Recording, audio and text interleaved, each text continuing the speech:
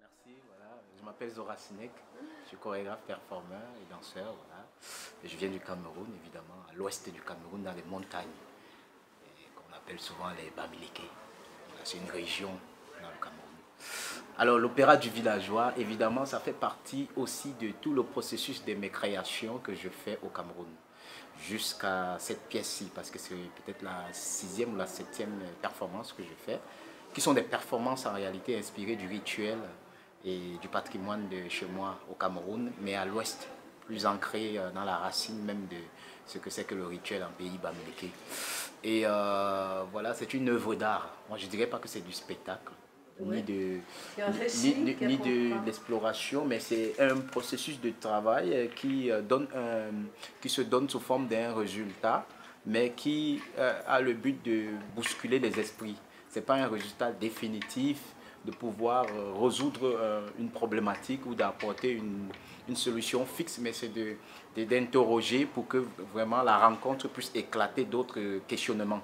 Et donc c'est comme ça que l'opéra du villageois vient au milieu de l'espace contemporain pour justement questionner, pour ouvrir le débat, pour converser, pour dialoguer et surtout pour contester aussi, pour résister, pour donner des axes politiques aussi, des points de vue, voilà, sur c'est quoi aujourd'hui la situation, la question de la restitution des œuvres d'art dans les Afriques. Il y a un récit qui accompagne. Il y a un discours qui accompagne l'œuvre, parce que évidemment, comme dans toutes mes œuvres, je pense beaucoup à l'endroit même de là où j'écris, parce que je pense, je réfléchis depuis le village, et la réflexion depuis le village pour moi me permet de rebondir pour parler au-delà des frontières du Cameroun, mais pour parler de la question de l'humanité.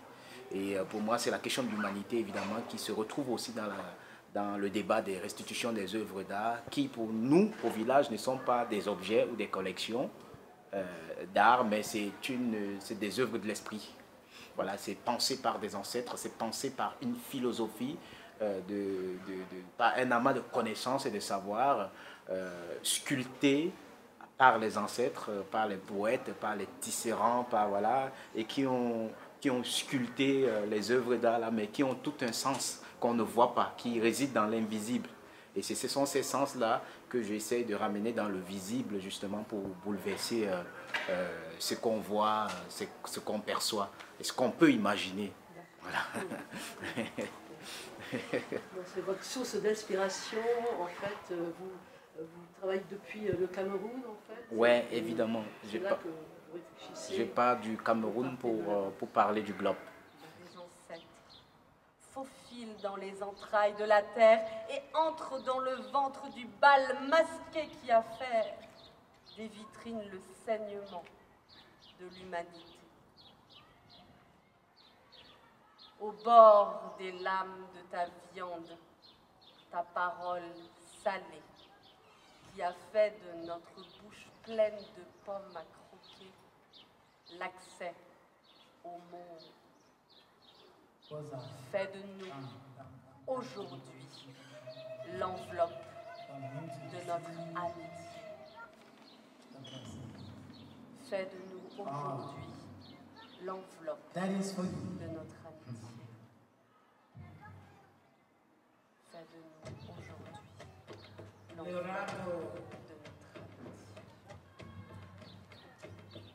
de notre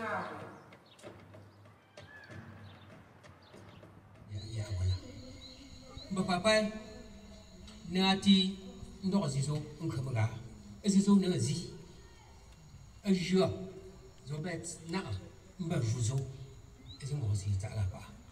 Umponti, Uli Lo, Reyazu, Mundam, Efu, Ndindi, Tawandi Kale, Notui, Agatunko Franci, Ngatunko Almanmat, Ngatunko, Agagale, Jongong, Miligo. Ngoro fazi je pas bon fuzi atu alors nati que je mbaba nyombe mba totole mbaba mope eta je pas atu nga aga tu ko asaba tu etile kan tu ya ndo mko mbempu le chi ti bon achiti chi bon awami mba wela nda bukok nga atule kam awatsa weki mo e kam gi we bra nzan bezam nzan chiti nzinga na mkumo ma ndeng na pa wele lom ko ti no fa sta ngo.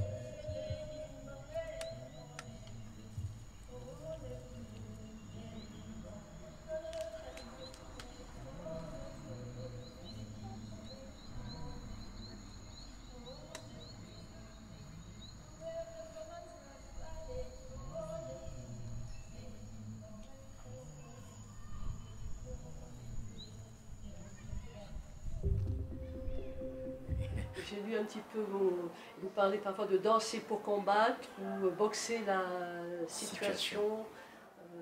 Voilà, en fait, l'expression boxer la situation vient de l'auteur, metteur en scène congolais de Brazzaville qui a eu l'interdiction de rentrer dans son pays parce qu'il était contestataire du point de vue politique de ses œuvres et de sa poésie aussi. Il s'appelle Dieudonné Nyanguna, qui a écrit une œuvre théâtrale qui s'appelle M'appelle Mohamed Ali. Donc il s'est inspiré de Mohamed Ali et où à l'intérieur de sa poésie, il a sorti une phrase poétique qui a traversé les époques aussi parce que c'est depuis 2002 qu'il pense l'œuvre.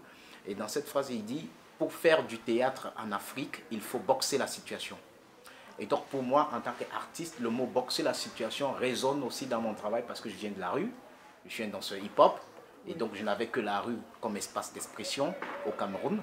Et donc je suis né au village, j'ai grandi à Douala et à Yaoundé. J'ai grandi avec des communautés de danseurs hip-hop et aussi des communautés de danse traditionnelles, voilà, tout ça. Et à partir de cet endroit, la situation c'est quoi? Évidemment c'est le contexte dans lequel je suis, où politiquement c'est pas vivable, mais on doit vivre, voilà, au Cameroun, tu vois. Et du coup, boxer la situation résonne aussi à cet endroit pour dire mon travail doit bouleverser les normes de la société et doit ouvrir davantage des perspectives pour mieux rêver et dire qu'un autre monde est possible, comme disait Fatou Diom. Donc danser pour moi c'était un combat. Et c'était un ring, pas avec l'autre, mais c'est d'abord avec soi-même. D'abord, on existe pourquoi? Pourquoi on existe dans ce monde cathartique? C'est la première question que je me pose. Parce qu'il faudrait que je sois d'abord de l'intérieur guéri pour guérir les autres, pour inviter les autres dans ma communauté.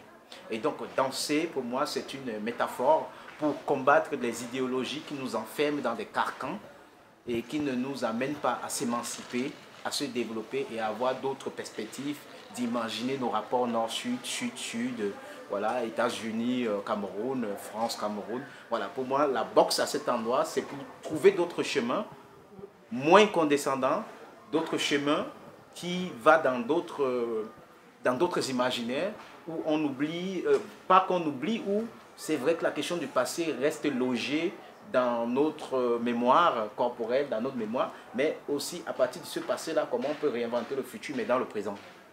Et donc c'est pour ça que le combat, c'est aussi une manière d'inviter ma communauté à continuer la résistance, à continuer à croire que cet héritage qui a été légué par nos ancêtres au village a sa place dans le monde contemporain.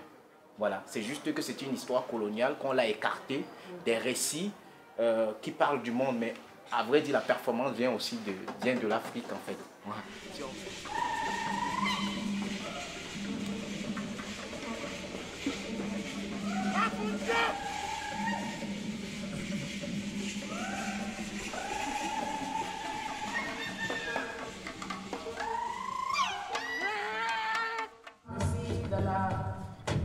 Come receive the peace. Come receive the wealth. Come receive the courage. You can do right now. It's in you. Black magic is in you. You are. Black magic. Black magic. Oh.